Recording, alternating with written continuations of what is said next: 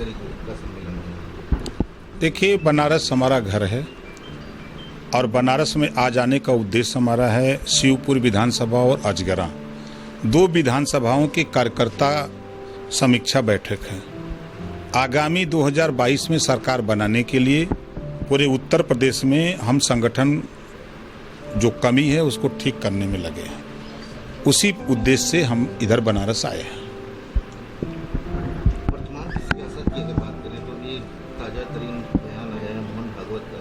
उन्होंने कहा कि हिंदू और मुसलमान जो है उनका DNA सेम है और गो कसी के मामले को लेकर के जिस तरीके से जो हिंदू आतंक फैलाते हैं वो आतताई। आप क्या कहना चाहते हैं? देखिए, देश में 2 तरह की व्यवस्था है। उत्तर भारत में बीजेपी के लोग गोकसी की बात करते हैं और यही बीजेपी के लोग जब दक्षिण भारत में जाते हैं तो इनकी जबान बंद हो जाती है। 2 तरह का सिस्टम देश में। मोहन भागवत जी इस बयान को क्यों कहे हैं? जितने बीजेपी के नेता हैं, बड़े नेता, या तो अपनी बेटी की या अपनी बहन की शादी मुसलमान से किए हैं तो DNA तो अब मिलेगा, लेकिन गरीब, कमजोर, पिछड़े, दलित को भड़काया जा रहा है। हिंदू मुसलमान में लड़ा करके वोट की बात की जाती है। ये बात अब आम जनता समझ गई है, अब इनके बहकावे में आने वाली नहीं है। अब इस नाते ये अब हिंदू मुसलमान को एक करके वोट लेने के चक्कर में है। आप ही की भागीदारी संकल्प मोर्चा के ओवैसी जी ने कहा है कि जो RSS के प्रमुख मोहन भागवत के बयान पर कि इस तरह की सोच जो है वो हिंदुत्व में गोडसे की चीज़ को दर्शाती है, हिंसा हो, हत्या हो, चाहे बुजदिली हो। तो इस पे मोहन भागवत के बयान पे उन्होंने ये कहा है। उन्होंने जो कहा सही कहा है। फिर मैं कह रहा हूँ, दक्षिण भारत और उत्तर भारत, वहाँ यहाँ गो मांस पे पाबंदी लगती है और वहाँ गो मांस लोग खाते हैं।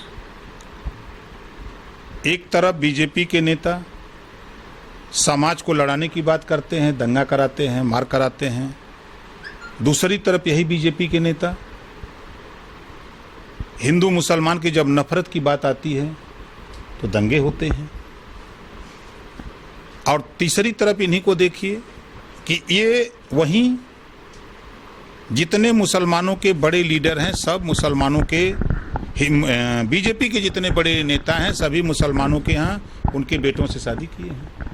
अब तो DNA मिलेगा ही, तो दिक्कत कहाँ है? दिक्कत तब होगी जब, जैसे अभी चला रहे हैं ना, एक योगी जी का चल रहा है ना धर्मांतरण वाला कानून। क्या ये कानून प्रवीण तोगड़िया को लागू होगा? मुरली मनोहर जोशी को लागू होगा? आडवाणी को लागू होगा? कि खाली धरातल पे ही चिल्लाएंगे? ये पहले वहाँ लागू कर लें। उनका बयान जो है, सरकार ने गौकसी के लिए लाइसेंस दे रखा है और जितने लाइसेंस बड़े बड़े लिए हैं सब हिंदू हैं और सब बीजेपी के समर्थक हैं और बीजेपी के नेता हैं। उनको तो मांस चाहिए, लाइसेंस तो उनका भैंस का है, भैंस के मांस के सप्लाई का। अब वो उसी में जब ये गाय और बछड़े की कटाई होती है तो विवाद होता है उसमें। इसी बात को तो वो कह रहे हैं कि अभी ऐसे लोगों को समझदारी नहीं है कि लाइसेंस किस चीज़ का दिया गया है, झगड़ा किस बात का हो रहा है। देखिए, आज़ादी के बाद देश में मुसलमानों को सिर्फ बीजेपी से डरवा करके वोट लिया गया, कभी मुसलमान अपने हक के लिए नहीं लड़ा। सही बात तो ये है, जब हक के लिए नहीं लड़ोगे तो फिर हिस्सा कैसे मिलेगा? आप तो बीजेपी को हराने के लिए वोट चाहे सपा को दो, चाहे बसपा को दो, चाहे कांग्रेस को दो। आपने कभी तो ये डिमांड नहीं किया कि भाई हमको हिस्सेदारी राजनीति में दो। एक नेता का नाम बता दीजिए, चाहे कांग्रेस में हो, चाहे भाजपा में हो, चाहे सपा में हो, बसपा में हो, एक नेता बयान दिया हो? कोई बयान नहीं दे रहा है। तो इस बार जिन मुसलमानों को लेकर के बात चलती है कि वोट कन्वर्जन की राजनीति होती है, मुसलमान इस बार किसका साथ है? मुसलमान इस बार ओम प्रकाश राजभर के साथ रहेगा। आश्चर्य होगा आपको, देखिएगा ना, 43% अति पिछड़ा है, जिसको चादर से, राजनीति के चादर से भाजपा, सपा, बसपा, कांग्रेस के लोगों ने ढक दिया था। चुनाव आते ही चादर उठा देते हैं, उसका इस्तेमाल कर लेते हैं, और चुनाव बीत जाता तो फिर चादर उठा देते हैं। ओम प्रकाश राजभर ने उस चादर को ही हटा लिया है अपने पास कि ना, ये 43%, चाहे बंजारा हो, बहेलिया हो, अर्कबंसी हो, बारी हो, बिहार हो, रजवार हो, प्रजापति हो, पाल हो, बिंद हो, कश्यप हो, राजभर हो, धोबी हो, धरिकार हो, पासी हो, खटीक हो, हीला हो, कुजड़ा हो, ये तिरपाल से तोप दिए गए थे। इनको हमने ला दिया है, अब तिरपाल हटा दिया है। इनकी आबादी 43% है। और अभी जो है करंट में ओवैसी जी ने कहा है, आपके जो सहयोगी हैं, उन्होंने कहा बीजेपी को 100 सीट नहीं मिलेगी यूपी में। आप कितनी सीटों की कल्पना करते हैं, कितनी सीट मिलेगी बीजेपी को? देखिए, एक बयान बीजेपी का मैंने सुना, अभी सीएम का भी सुना, डिप्टी सीएम का भी सुना। इन लोगों ने कहा कि 67 सीट हम लोग जिला पंचायत जीत गए हैं, 300 प्लस। ये बयान अखिलेश जी भी दिए थे जब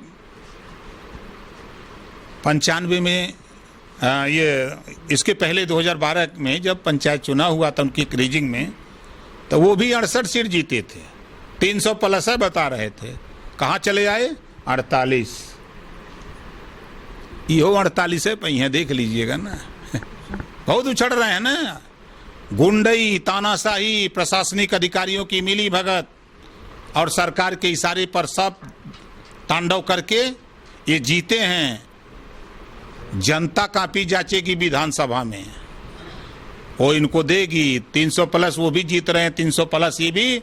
48 सीट से ऊपर आने वाले ये लोग नहीं हैं। बनारस हम जहां हैं, डंके की चोट पे 7 सीट जीतूंगा। बीजेपी से लोगों का मोह भंग हो गया है।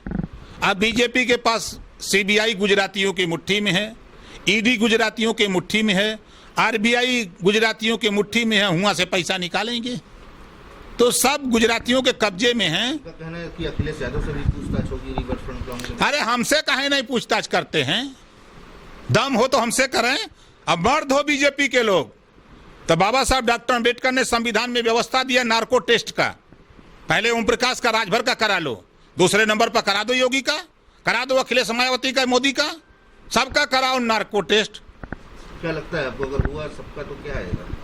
दूध का दूध, पानी का पानी हो जाएगा। फिर भारत सोने की चिड़िया हो जाएगा।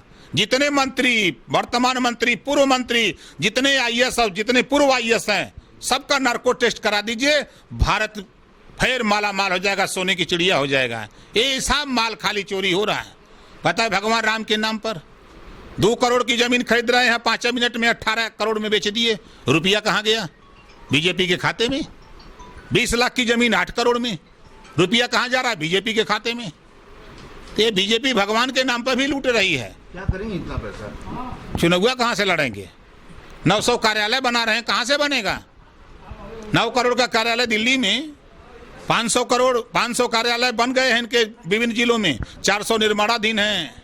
वो रुपया कहाँ से आएगा बनावे बदे? सरिया चाहिए, गिट्टी चाहिए, बालू चाहिए, लेबर चाहिए, मिस्त्री चाहिए, पैसा कहाँ से आएगा? ये लूट मार एंड कंपनी है बीजेपी।